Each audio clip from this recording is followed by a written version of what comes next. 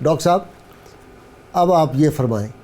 کہ بالفرض آپ نے کچھ چیزیں تو فرما دی تھی کہ یہ فائدے ہیں اس کے، کچھ اور بھی فائدے ہیں، اگر ساتھ یہ بھی فرمائیں کہ کن کن بیماریوں سے آدمی بچ جاتا ہے؟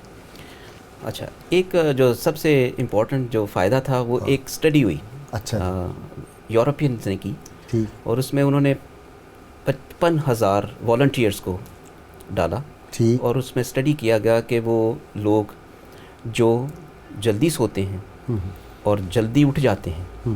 ان کی جو عمر ہے وہ بڑھ جاتی ہے، یعنی اس میں جو بڑھاپا ہے وہ دیر سے آتا ہے۔ یہ ایک ریٹروسپیکٹیو اسٹڈی تھی جو انہوں نے کی۔ تو اب یہ نماز یعنی اگر کوئی ینگ رہنا چاہتے ہیں ہمارے ناظرین میں سے تو تہجد شروع کر دیں۔ ایبسولوٹلی، واہ سبحان اور اللہ۔ باقی جیسے میں نے پہلی نمازوں کے فائدے بتائے، اسی طرح تہجد کی نماز کے یہ فائدے ہیں کہ جب آپ اس سے پریونشن ہم کیا کر سکتے ہیں کہ جب آپ صبح اٹھتے ہیں تو بلڈ پریشر آپ کا کافی لو ہوتا ہے۔ ٹھیک، آپ یقین کریں کہ جب انسان خواب غفلت کے مزے لے رہا ہوتا ہے تو اس وقت بلڈ پریشر 90/60 ہوتا ہے، یعنی اتنا ڈراپ کر جاتا ہے، بیکاز اس وقت ہمیں ہائی بلڈ پریشر کی ضرورت نہیں ہوتی، ہر اس جو ہے انسان کا وہ ریسٹ کر رہا ہوتا ہے۔ اچھا، لیکن جب ہم صبح اٹھتے ہیں، اور یہ یاد رکھیں کہ جب بلڈ پریشر لو ہوتا ہے تو ہارٹ کی اپنی فلنگ بھی جو ہے نا وہ کم ہو جاتی ہے، وہ جو کورونری آرٹریز ہیں، یہ جو سمجھانے کے لیے عام لوگوں کو یہ ہے کہ دل تو 24 گھنٹے چلنا ہے، ساری عمر چلنا ہے اس نے، ٹھیک ہے، ہر چیز سو جاتی ہے، ٹھیک، جب انسان سوتا ہے جی جی، کم ہو جاتا ہے اس کا فنکشن، لیکن دل چلتا رہتا ہے، اس کو چلنا ہی ہے۔ اب دل کو چلنے کے لیے اس کو بھی تو کچھ چاہیے نا، خوراک، اس کی جو خوراک ہے وہ اس کی کورونری آرٹریز یا اس کی وریدوں سے آتی ہے، ٹھیک، اب اس کو جو فلنگ کے لیے ضروری چاہیے ایک خاص قسم کا پریشر،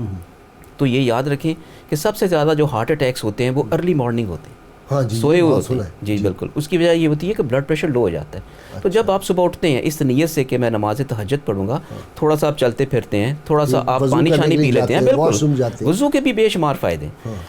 اس کے جو ہیں۔ آپ جب چلتے پھرتے ہیں تو آپ کا بلڈ پریشر تھوڑا سا نارمل پہ آتا ہے، تو جب آپ کا بلڈ پریشر نارمل پہ آئے گا تو وہ جو آرٹریز جو انڈر فلڈ تھیں، جو کم بھری ہوئی تھیں، وہ بھر جاتی ہیں اور دل کو زیادہ توانائی ملتی ہے، جس سے خون ان میں آنا شروع ہو جاتا ہے، جس کی وجہ سے آپ کا دل جو ہے وہ مضبوطی کے ساتھ دھڑکتا ہے۔ اسی طرح جب بلڈ پریشر بڑھے گا تو آپ کی دماغ کی جو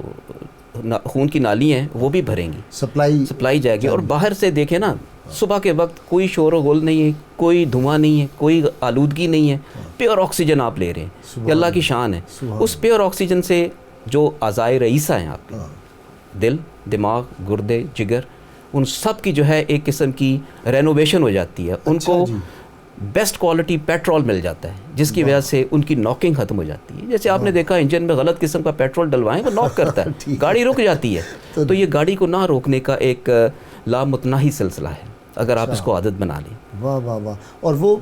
اگر وہ نہیں اٹھتا تو یہ بیماریاں پھر اس کو، پھر ہارٹ اٹیکس ہوں گے، پھر فالج ہوئیں گے، پھر جو ہے وہ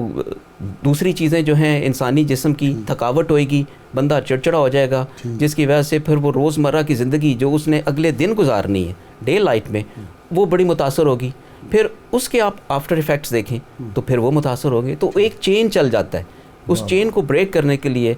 میں سمجھتا ہوں کہ نماز تہجد اگر اس پہ پابندی کی جائے تو وہ آئیڈیل ہے۔